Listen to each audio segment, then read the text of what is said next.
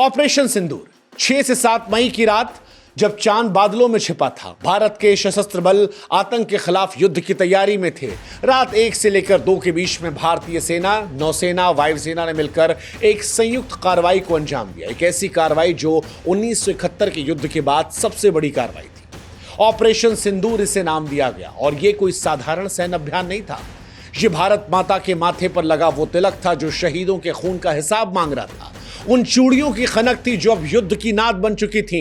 ये उस सिंदूर की शक्ति थी जो रणभूमि का अलंकार बन चुकी थी। और इस अभियान की कमान संभाली भारत की 2 रणरागिनियों ने, एक कर्नल सोफिया कुरैशी भारतीय सेना से और दूसरे विंग कमांडर व्योमिका सिंह भारतीय वायुसेना से।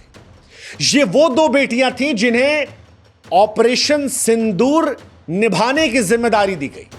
और इन दोनों बेटियों ने न केवल आतंकवादियों के होश उड़ाए बल्कि सारी दुनिया को यह संदेश दिया कि भारत की नारी अब कथाओं की झांसी की रानी तक सीमित नहीं है, वो आज की रणचंडी है जो मिराज 2000 की गर्जना और सटीक रणनीति के साथ शत्रु का सर्वनाश करती है।